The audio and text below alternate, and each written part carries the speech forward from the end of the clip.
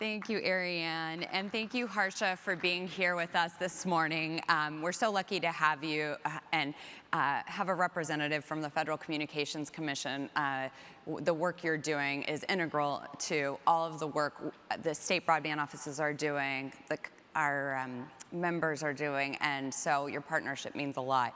I'd like to just start by asking you if you'd share with the audience Commissioner Gomez's policy priorities so they can get familiar with some of the things she's spending a lot of her time working on. Yeah, first, thank you so much for having me here. So Commissioner Gomez has had the same 4 priorities since she started almost 2 years ago on the commission.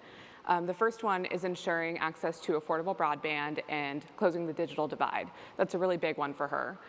She believes that when we're investing in broadband, we're also investing in the next generation's ability to learn, to work, to access healthcare, and so much more. And she also sees widespread access to broadband as really integral to our nation's economic leadership. And we saw recently the Affordable Connectivity Program really help with that, that goal of affordability in particular. But unfortunately, that program was not refunded by Congress. And in the absence of that, millions of people no longer have that critical connectivity that they need to learn, to work, to access healthcare. And so I think she's really hopeful that we'll see some movement from both the FCC and Congress on filling that affordability gap. Thank you. Sorry. Oh, you're not done. No, Sorry. that was just one of 4. Oh, I was wondering. So her second priority is promoting competition and innovation. The FCC staff has been great leaders in the wireless innovation space, in championing hybrid satellite terrestrial communications, and all of that has been both domestically and internationally that they've led on these really important issues. And she also thinks that we really need, the FCC needs auction authority once again to continue that global leadership. Her third priority is ensuring that our public safety partners have what they need to be successful and really promoting the reliability and security of our networks. So that means protecting against cyber attacks. It means removing insecure equipment from the networks, and also making sure that we give first responders the tools that they need, including multilingual wireless emergency alert templates like the ones that the Commission voted on last year. And her fourth priority is promoting a free and independent media ecosystem and upholding the First Amendment. This one has been really big for her during this administration in particular. She's been really concerned about the campaign of censorship and control, and particularly trying to bring broadcasters and content platforms to heel.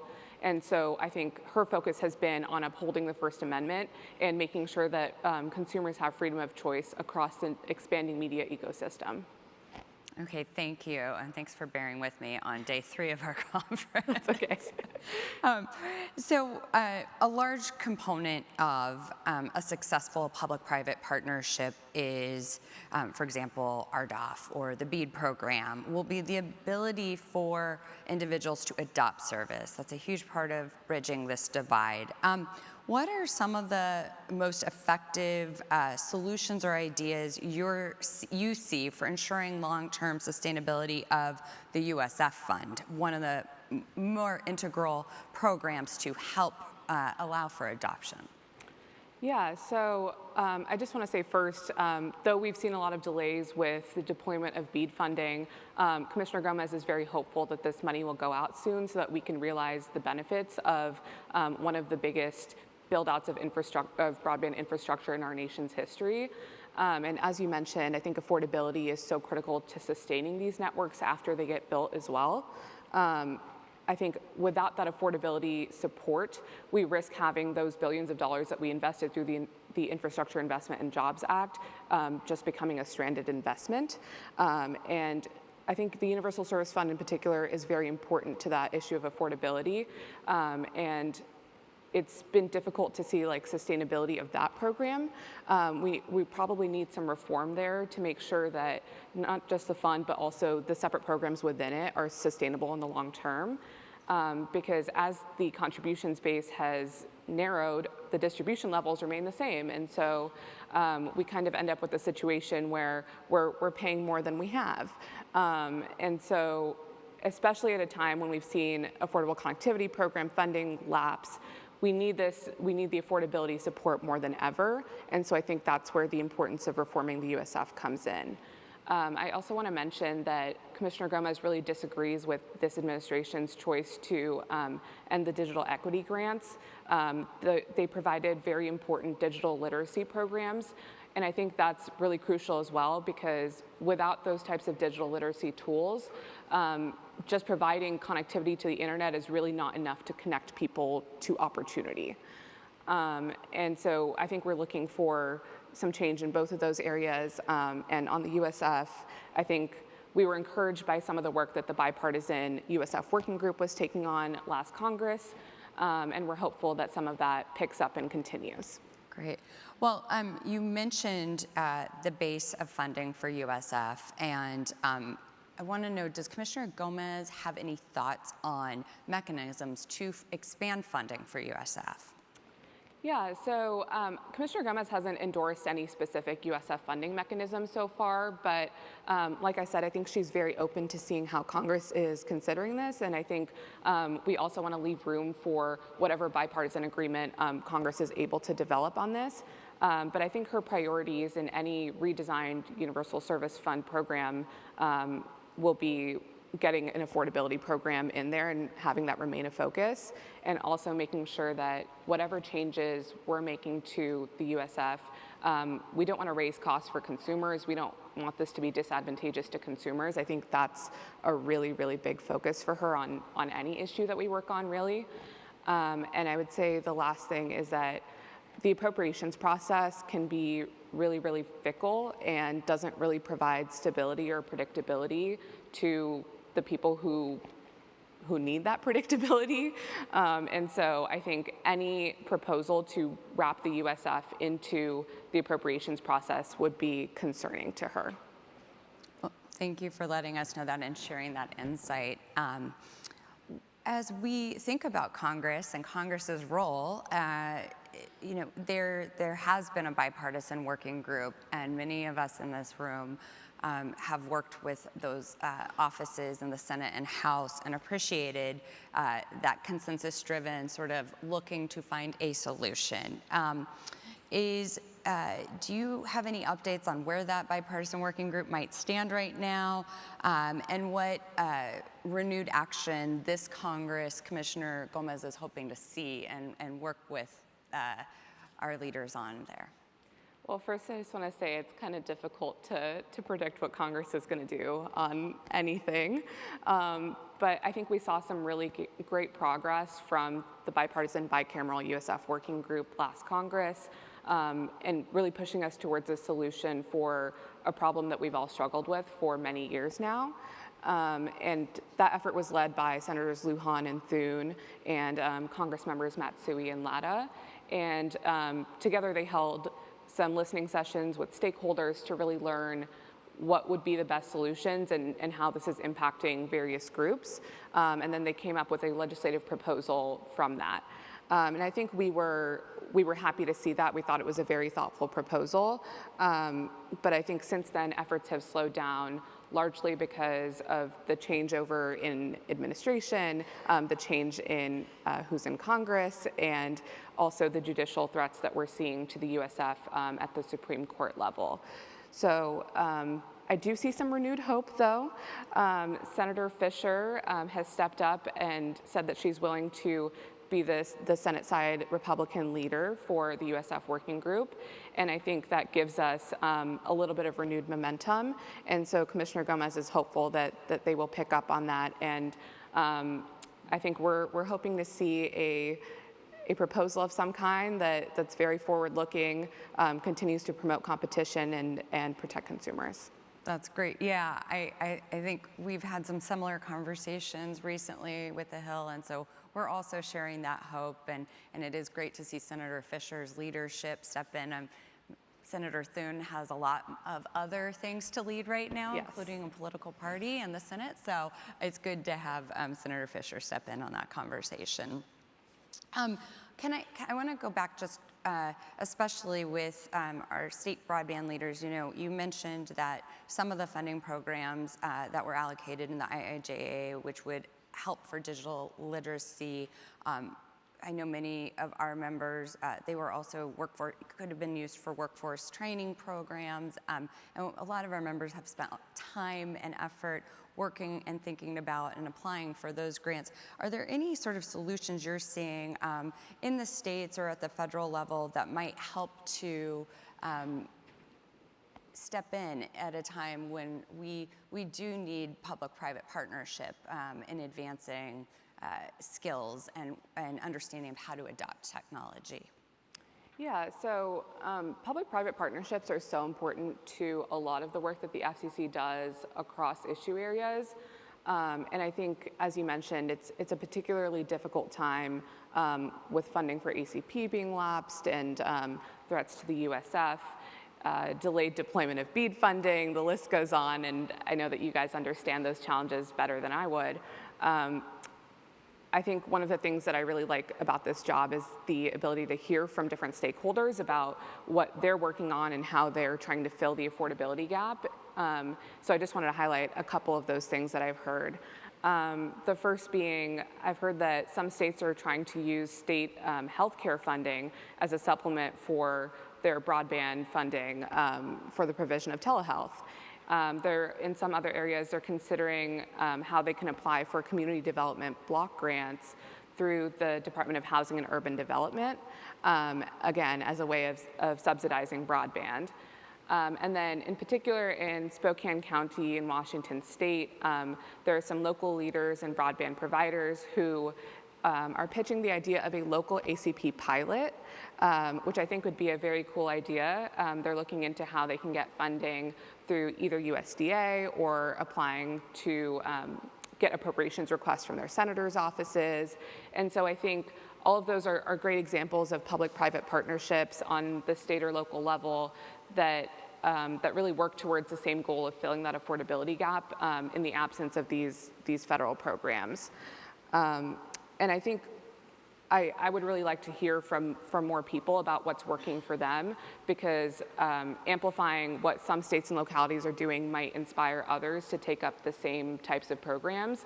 And I think the lessons learned from those state and local programs also help inform how the federal government thinks about their broadband policies going forward. So please come share with the commission. Definitely, and FBA commits to making sure we brief you on that, and we also welcome you letting us know so we can engage our 600 plus members and our state broadband allies, and so appreciate that. Let's talk a little bit about FCC leadership dynamics right now. We know that it's been reported and observed that Commissioner Starks may be leaving soon. I think he had stated the last meeting he attended was going to be his last. Also, not asking you to comment directly, but we're seeing in Comms Daily maybe Commissioner Symington might be leaving soon too. So the goal is to advance policies, and you need to have commissioners in order to do that when you're taking a vote. So I wanted to ask, how does she, how has the role she's playing in her as a commissioner shifted recently? Yeah, that's a loaded question. I'll just start by saying, yes, so we've heard that Commissioner Starks will no longer be voting at commission meetings on items, and so that effectively leaves Commissioner Gomez as the only voting Democratic member of the FCC, and so that's certainly a change for us, but I think she sees this as both a high honor and a big responsibility. And her role has been largely to speak out when she strongly believes in something. So I think that's where she goes directly. When issues come up, she makes sure to voice her opinion on it. And I think you've probably all seen that Democratic commissioners at other independent agencies have been removed from their positions either because of their political views or because of their disagreement with the administration. And I think we're very aware that that's something that could happen to my boss as well. But I don't think that that stopped her. She's still very committed to voicing her opinion when she really believes in things. And I think what that means practically is advocating for protecting consumers, for promoting competition, for upholding the Constitution, and really calling out any administration policies that don't work towards those goals. And I think that's the best thing that she can do for the commission right now. Thanks for explaining that. Yeah, I think anytime you're not in the majority, you do have that opportunity. And so it's great to understand how she's using the platform for priorities that are important to so many people. I'd like to talk about, though, we have seen, and FBA members, we've been really pleased at some of the progress that's happened already this year with the commission, especially in the wireline space. Where I can say copper retirement is a big issue for our members, being able to invest more in future-proof technologies and not have to use capital to maintain outdated networks. Where do you think, and where does Commissioner Gomez feel maybe there should be more focus in the wireline space and where there's opportunity? Yeah, I think there's certainly opportunities for bipartisan collaboration, especially when it comes to issues like broadband deployment or workforce development. I think both of those are things that are not red or blue issues, and they really cross over in how much support they get as well from both sides of the aisle. And I would say the other thing about those issues is that now Chairman Carr, as a commissioner, supported a lot of efforts in those areas. So I think that also gives us some hope that we'll have more movement on those types of issues in the coming months. I think, unfortunately, at least so far, we haven't seen too much focus on wireline issues or as much as Commissioner Gomez would like to see. And I think a lot of that has been because of this FCC's choice to really focus on the media type issues or content related issues. And so we've really been appreciative of the bipartisan items that have been voted on at the commission so far, like you mentioned, and they've ranged from things like robocalls to national security issues. And so there's definitely a lot of good little pieces in there, but I think we're hoping that the commission directs more of its attention towards wireline issues in the coming months. So we've talked about workforce development. It has been a priority for Chairman Carr. It's a priority for so many in this room. I know it's a priority for Commissioner Gomez. What role do you see this community playing in the future of helping with workforce development as we continue to move forward? You know, we are waiting anxiously for BEAD guidance, and I think that will come. RDOF is in play. ARPA funds have been deployed. There's a lot of development, and then there's a ton of private capital being invested from the over 1,900, I think, at this point in time, providers of fiber. So how do we make sure we help you and work together to get our workforce trained and create these great, they're good paying jobs, and we're really proud of them, but we need to recruit workforce, and we also want to make sure we have an opportunity to find those people. Yeah, I mean, we can't build networks without skilled labor. It's so important. And I would say like equally as important as infrastructure or any of the other things that we're investing in. So I think we certainly see this as something that's very important, and all of you really help play a role in that by helping develop that skilled workforce. And I think that's going to be key to our economic leadership as well. And so I would just say keep doing what you're doing. It's really great to see anyone helping out with building skills or relationships in order to further people's careers, because I think it just makes the work all that more meaningful. And so I think Commissioner Gomez is very supportive of educational or workforce development opportunities, because they really create people who want to do the work. And I think that's so important, especially in an industry where we expect to continue needing people who are trained in these skills. So as we wrap up our conversation this morning, I think the most important question I can ask you is how can our membership and our community, as, the people in this room and beyond, how can we work with Commissioner Gomez's office to execute on her vision? Yeah, I think, first of all, like I said earlier, public-private partnerships are so important, and I think I consider when stakeholders come to the FCC or talk to us virtually, I think that's an example of a great public-private partnership where we get to hear feedback from you all about how the FCC's policies are impacting you on the ground, and also about what we can be doing to change policy in ways that really help you do your job and help you be successful in whatever you're doing. And so I think Fiber Broadband Association does a great job of representing you. They come talk to us. And so I would just encourage members to also come talk to us, because that helps us really get a personalized view of how things are going. And we really value that when we're making decisions, because sometimes it can be difficult to look at things from like the 10,000-foot level and try to see how it's practically going to be implemented or how it's going to be affecting people. So please share that information with us. Please reach out to our office at any time. We're all ears for the solutions that you guys have as well. Well, and I know, and I didn't preview this with you, but I know you do a road show, and I know that the commissioner and you travel a lot to go out to communities to see firsthand what's happening. So I just didn't know, I wanted to remind people that's also always an opportunity. And I don't know if you have any travel coming up, but certainly something we will be paying attention to, because I know our members would like to welcome you in their states and yeah, definitely. Too. That's a great one to mention.